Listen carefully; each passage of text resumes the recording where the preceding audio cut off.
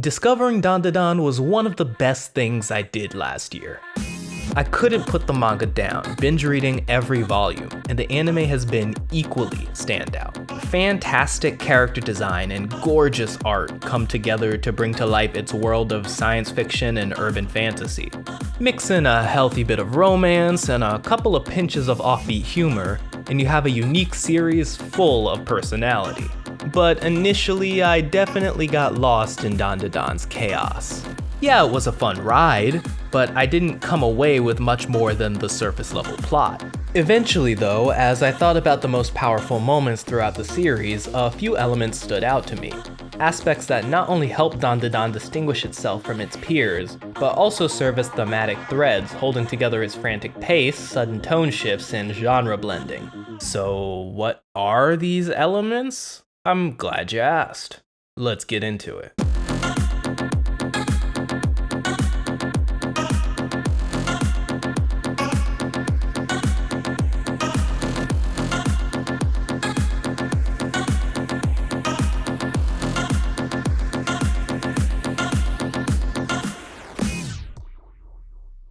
For the uninitiated, Dandadan is...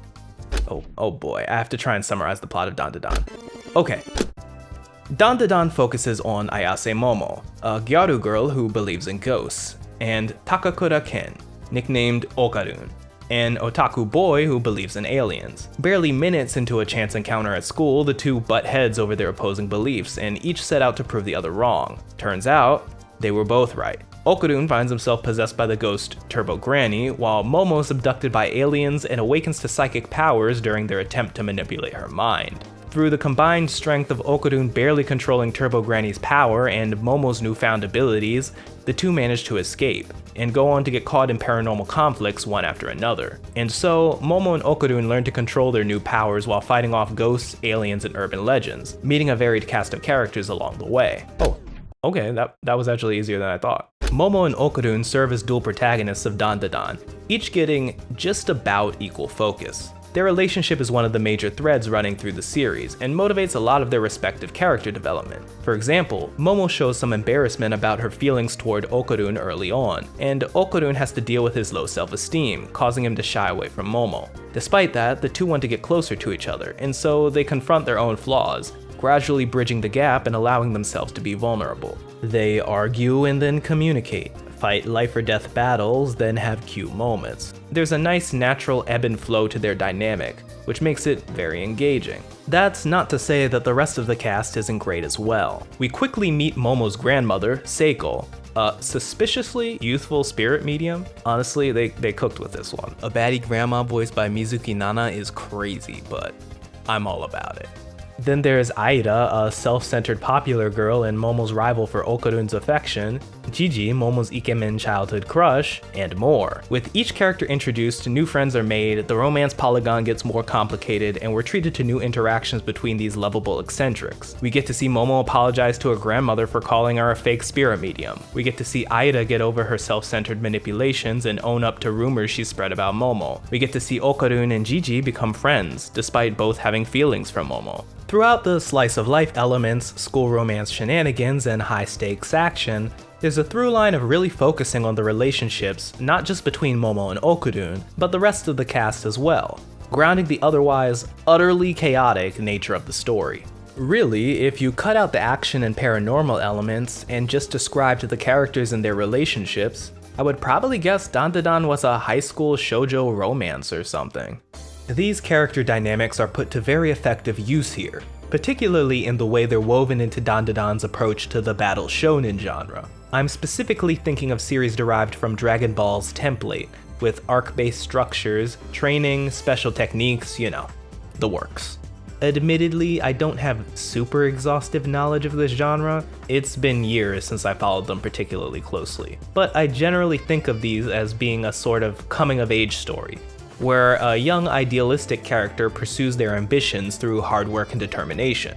Goku trains to better himself and fight stronger opponents, Naruto wants to be Hokage and win the admiration of his peers, and Gon becomes a hunter to understand why his father left him behind. The framing of these stories often feels somewhat individualistic. There's a focus on each character's specific personal goals and the hurdles they need to overcome to accomplish them. If I'm being fully honest though, while it does share a lot of these elements, I have a hard time putting Dandadan firmly in the same category as those other series. It clearly takes some inspiration from them in its structure.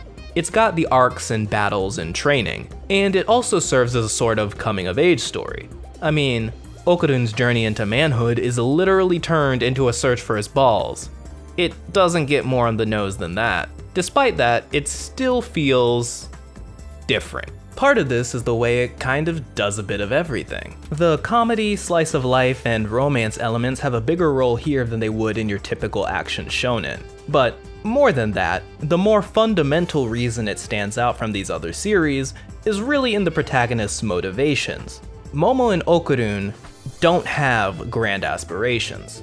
Yeah, their main goal for most of the series is searching for Okurun's Kintama, but that's an external factor that draws them into paranormal conflicts they'd otherwise have no stake in, not a personal ambition that pushes them to get involved willingly. Instead, the protagonists are defined by smaller, everyday goals. Momo has trouble with her love life and is looking for her ideal boyfriend that seemingly may not even exist. Okurun is isolated and bullied and just wants to make friends. Both of these issues are based around their social lives. By defining the characters this way, Dandadan frames the story around the progression of their interpersonal relationships, presenting these bonds in of themselves as the primary focus, as opposed to being a side effect of the protagonist's main goal. Yes, in Dandadan, the real treasure is in fact the friends they made along the way. The focus on social connections is woven into the core of the series, affecting even the way fights play out. One-on-one battles tend to be a staple of shonen action series. Since many of them tie character growth to strength, defeating a strong opponent is a representation of how far that character has come. Dandadan, though, features very few of these moments, instead focusing almost entirely on cooperative battles. The cast is constantly working in tandem, operating as a unit.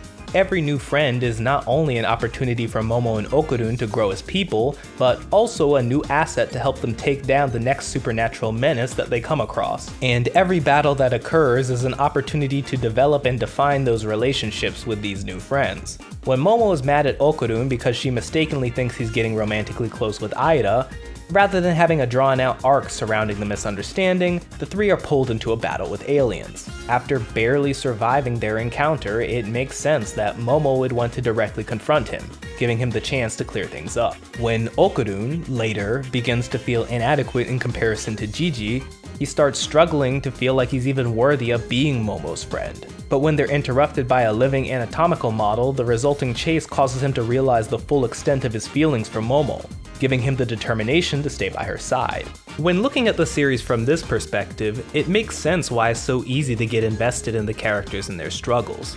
But what that doesn't explain is the role of the enemies causing many of those struggles. What's the part that the aliens, ghosts, and cryptids have to play here? In shonen series, villains often represent a challenge to the protagonist's ideals, enforced through the use of strength. Dandadan is weird here though, because as opposed to those other series, Momo, Okurun, and their friends' interest in defeating their enemies isn't very personal. It often feels more like they stumbled into a situation that only involves them by circumstance. Combined with the paranormal nature of their foes, this approach creates the impression that they've been caught up in something bigger than themselves, enhancing the feeling of mystery surrounding the creatures they're dealing with. This mystique, which is enhanced further by Tatsuyuki Nobu's amazing art, feels very fresh in this kind of story. But I think Dandadan does more with these supernatural threats than just use them for the novelty. The mysterious, impersonal nature of antagonists in Dandadan makes them less of a foil for the protagonists, and more like a representation of systemic issues.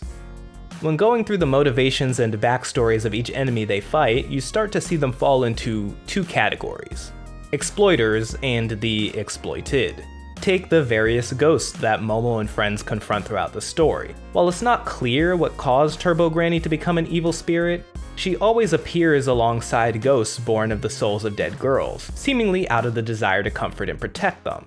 and at the time that Momo and Okarun defeat her, she's alongside a ghost formed from the spirits of various murdered high schoolers. Acrobatic Silky was formerly a woman who went as far as selling her own body to make money to raise and protect her daughter, but ultimately took her own life when she was taken from her. And the Evil Eye was born of the souls of young boys sacrificed to appease a false god. Each of these scenarios is the story of someone harmed by others in positions of power over them, and the emotional anguish that they experience manifests as them becoming an evil spirit and lashing out indiscriminately.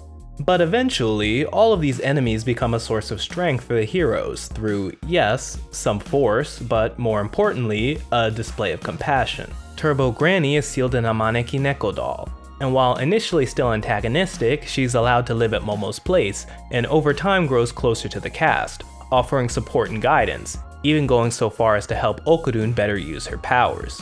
Acrobatic Silky finds redemption by sacrificing herself to save Aida's life, which she couldn't do for her own daughter. While in this case it's Silky that offers help to Aida, there's still an exchange of empathy between both sides. After being saved, Aida, who also lost her mother, connects with Silky through their shared sense of loss and offers a loving embrace, doing her best to help her rest in peace. As a result of her being brought back to life, she gains the ability to manifest Silky's powers herself, and the Evil Eye's uncontrollable violence is reined in by Okarun simply playing with him, and being empathetic to what is effectively a child. Having these allies comes in handy when dealing with the other, truer villains that appear throughout the story, the Exploiters. From the very first episode, the Serpoians are positioned as self-serving. Their identical businessman costumes present them as faceless representations of people in positions of power, and their actions show how that power can be abused. Their attempt to extract Momo's uterus is a pretty blatant example,